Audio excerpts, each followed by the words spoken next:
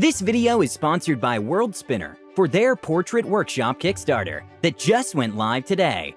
Link in description below. Your character's identity is one of the most important parts of D&D, and if you're like me, your drawing skills are... And if you do have an idea of what your character looks like, trying to get it commissioned is expensive and generally frustrating. Avoid the cost and confusion. Craft your character's portrait using thousands of hand-drawn assets. Randomly generate your portrait or meticulously pick each part. Just look at that beard. Magnificent! I'm going to use the app to create NPCs. My players never remember my NPCs' names or take notes, but now they don't have to, because my NPCs have faces to go with their names. How the Bard discovered the true cost of being immortalized in song. Conclusion. This is a follow-up to the game in which our group lost its Bard, Yerbal, in a heart-wrenching self-sacrifice of her own soul, so that she could save hundreds of trapped souls. Following our return, we decided to seek help from the abbot in Kresk. For those not familiar with Curse of Strahd, there's an abbey run by this cleric of Lathander, who happens to be a disguised deva, with lots of powers, but more than a bit mad. He helped us a lot in the past, aside from some alarming signs of impending lunacy, but even so, we counted him as an ally. Relevant to this story is how my dragonborn druid became a level 1 cleric of Ilmater shortly before we got into the Amber Temple. Fed up with all the suffering in Barovia, and in true dragonborn style, ever distrustful and disdainful of the gods, he went on a rant and pretty much cursed all the gods as the egotistical bastards they are, and challenged any of them to show their faces if they cared about the lives of the doomed mortals in Barovia.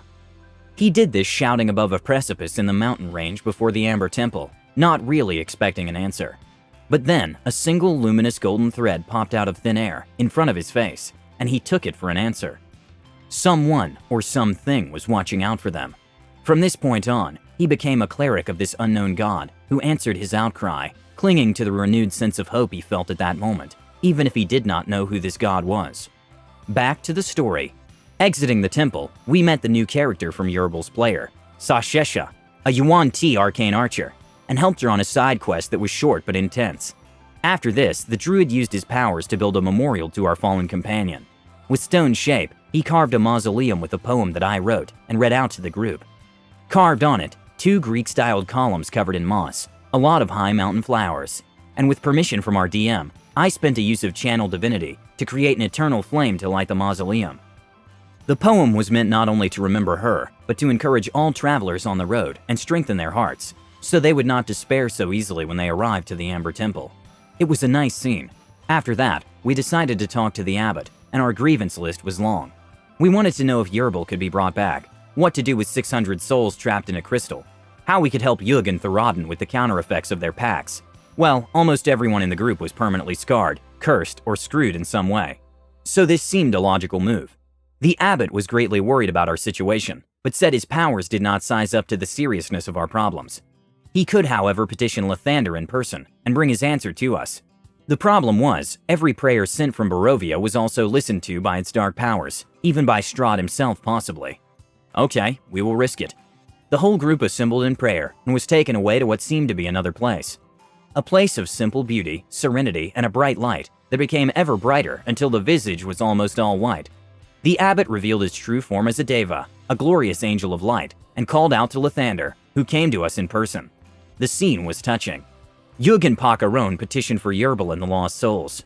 Lathander smiled and answered us. Did you enjoy our little show? What? The sun began to rot away, the field became pitch black, and Lathander revealed himself to be Strahd in disguise, messing with our grief and our faith for fun. He ordered the abbot to attack us, and he also joined the battle, punishing us with fireballs from above. At this point, the session ended, and our DM would be away for almost a whole month. We had to wait for some excruciating 4 weeks for the events to unfold. The now Deva also transformed himself. His feathers darkened, and he was weeping blood. His face streaked with bloody tears, and he shouted, "Forgive me! Please forgive me!" Each time he hit us with a massive gold club for 60+ damage, each time while Strahd unleashed hell from above. Everyone was furious with this betrayal. Yet the druid spent some turns to investigate and try to dispel any magic links between Strahd and the Deva that could be compelling him against his will. There was such a link, and the druid dispelled it, but even so the Deva kept on attacking us, weeping and crying. Something was not right. At some point, Strahd got bored after beating us to a pulp and left us to die, and the abbot called 2 flesh golems that were failed experiments of his. We were almost to the point of a total party kill. Being depleted of useful slots, the druid used his dragon breath against one of the golems, but this time he choked on his own cold energy, which was odd. Sensing something strange, he tried to use his breath a second time, to spit out the energy that was stuck in his chest. There was an excruciating pain in his neck at this very moment. His head turned almost 180 degrees involuntarily when he let out the breath, hitting 4 allies with the breath. Moreover, the breath came out twice as intense and in golden color, healing 25 hit points for every ally, and dealing 25 damage for every enemy.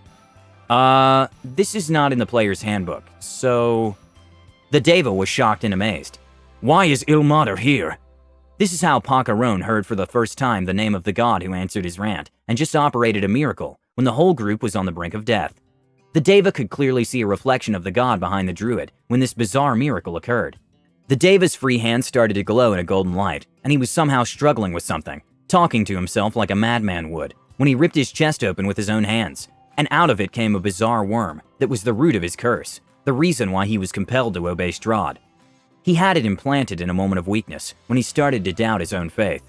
After thousands of years in the domains of dread, trying without success to bring forth the light and goodness of the sun to the heart of darkness, he lost his faith and his sanity, pursuing futile experiments and avoiding confrontation with evil. That was when he was tricked and dominated, so in secret, he had to obey the vampire lord.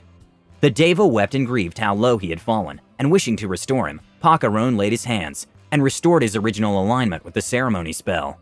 The Deva/abbot was grateful, but said he could not stay any longer because he was severely weakened and would surely be corrupted again should he choose to linger. He asked our forgiveness, which we gave. He gave us honest counsel on a series of matters and loose ends we still have, but said even his superiors in Celestia would have very little to do for Yerbal. Without a soul, there is not much that can be done at all. The druid then presented him the orb with the 600 trapped souls that were bound to the upper planes. To release them in Barovia would be madness, as nobody could escape it, whether alive or dead. Most probably, the Yagnoloth wanted to mislead us into releasing the souls, where he could trap them again. So we avoided the trap and fulfilled our friend's last wish, honoring her sacrifice. The abbot took the orb with great care, almost caressing it, then proceeded to gently put his 2 flesh golems to sleep, asking once more for forgiveness because of the bizarre experiments he did on people while he was mad. He thanked us and was visibly moved when Yug said she would pray for his recovery.